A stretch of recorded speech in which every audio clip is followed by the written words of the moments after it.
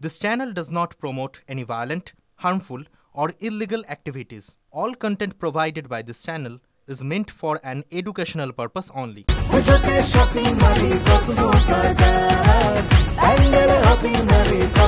Cosmo বাজার পুজোর shopping two pandal hopping, সঙ্গে রয়েছে দারুণ আকর্ষণীয় উপহার।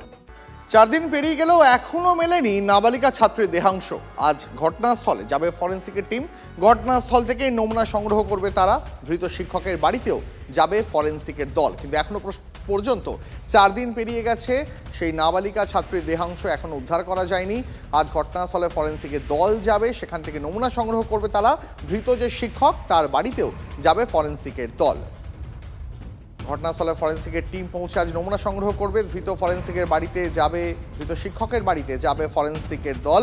4 দিন পার, কোথায় রামপুরহাটে খুন হওয়া ছাত্রীর বাকি দেহাংশ? খোঁজ খবরে আজ ধৃত শিক্ষকের বাড়িতেও ফরেন্সিক। আমাদের সহকর্মী হিমাদ্রি রয়েছেন, বিস্তারিত জানাবেন আরো। হিমাদ্রি।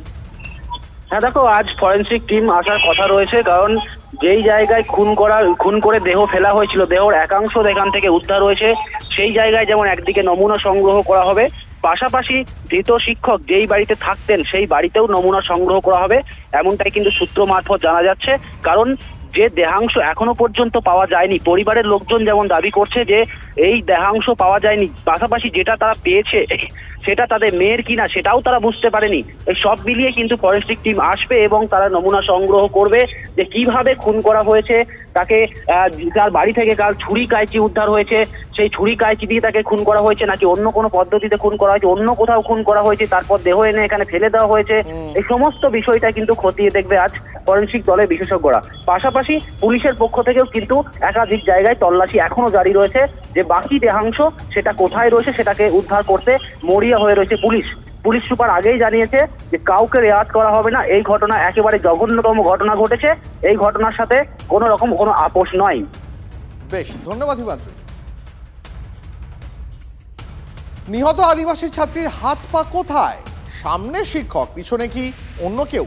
বিচার চেয়ে ঘন্টার পর ঘন্টা অবরোধ ঝাড়খণ্ড সীমানায়। নিহত পরিবারের পাশে দাঁড়িয়ে আইনি সাহায্যের আশ্বাস অধীর চৌধুরীর।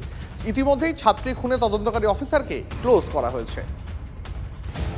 টুকরো টুকরো অবস্থায় দেহাংশ, শরীরের বাকি অংশ কোথায়? একজন শিক্ষকের পক্ষে এই অপরাধ করা সম্ভব নয়। এমনই নানা প্রশ্নের উত্তর চেয়ে একদিনের বেশি অবরোধ রামপুরহাট দুমকা সড়কে।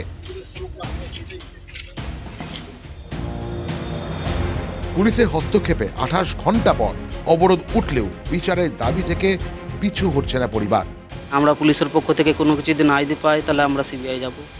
যে মাস্টারটাকে ধরা হয়েছিল 1 তারিখে, ওনাকে পান্ত ছাড়ালেন, স্কুল প্রতিপক্ষই ওনাকে ছাড়াচ্ছেন, তাই এর মধ্যে কি স্কুল প্রতিপক্ষের হাত আছে? সিবিআইকে দিয়ে তারা তদন্ত করতে চায় এবং এছাড়াও এখনো পর্যন্ত ময়না তদন্তের যে রিপোর্ট, সেই রিপোর্ট তাদের কাছে এসে পৌঁছায়নি। এখনো পর্যন্ত ওই নাবালিকার 2টি হাত এবং পা পাওয়া যায়নি। 20 দিন নিখোঁজ থাকার পর 7ম শ্রেণীর ছাত্রীর খণ্ড খণ্ড দেহ উদ্ধার করে উত্তপ্ত রামপুরহাট। অভিযুক্ত শিক্ষক যে স্কুলে পড়াতেন সেখানে চলে বিক্ষোভ। অভিভাবকদের একাংশের কাছে মার খান প্রধান শিক্ষক।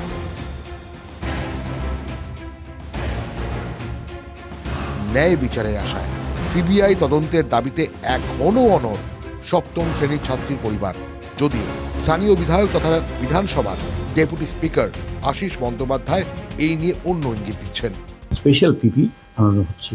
সমস্ত দিক থেকে আমরা বলেছি অতি দ্রুত বিচারটা সম্পন্ন করতে হবে এবং বিচারের দিক থেকে অর্থাৎ পুলিশের দিক থেকে যেন কোনো গাফিলতি না থাকে। যদি সিবিআই চাই তাদেরকে আমরা মদত করতে পূর্ণ রাজি। সিবিআই তো আমি বললে হবে না, কোর্ট থেকে করাতে হবে, সেইটা করতে আমরা প্রস্তুত। তার আগে যদি প্রশাসন পারে তাদের আস্থা বিশ্বাস অর্জন করবে। রামপুরহাট থানার তদন্ত নিয়ে পরিবারে অনাস্থা বহে পদক্ষেপ পুলিশের। আদিবাসী নাবালিকা ছাত্রী খুনের ঘটনায় রামপুরহাট থানার এক মহিলা এএসআইকে ক্লোজ করা হয়েছে। তিনি এই ঘটনার তদন্তকারী আধিকারিক ছিলেন। বীরভূম থেকে হিমাদ্রি মণ্ডল, TV9 বাংলা।